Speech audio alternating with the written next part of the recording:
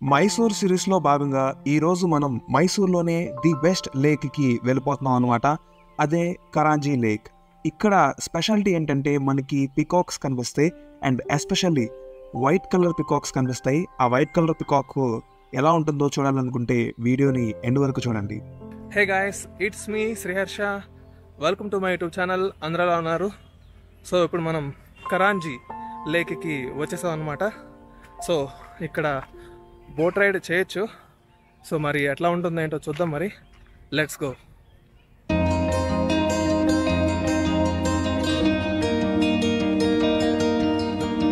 ఈ ప్లేస్కి రీచ్ అవ్వడానికి ఆటోలు దొరక్క నడుచుకుంటూ వెళ్తున్నప్పుడు ఒక ఆయన పిలిచి మరీ నాకు లిఫ్ట్ ఇచ్చాడనమాట.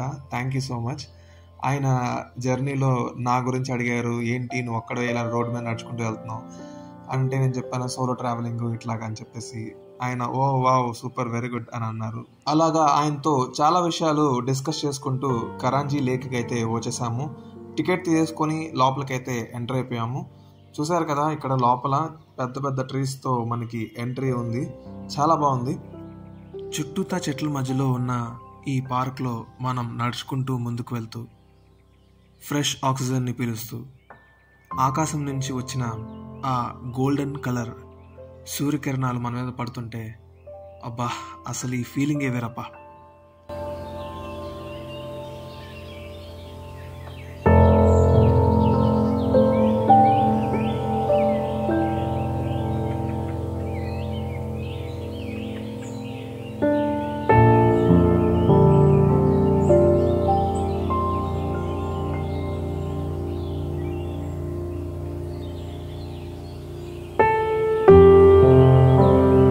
ఈ లేక్ ఒడ్డున మనకి ఈ నంది విగ్రహం కనిపిస్తుంది.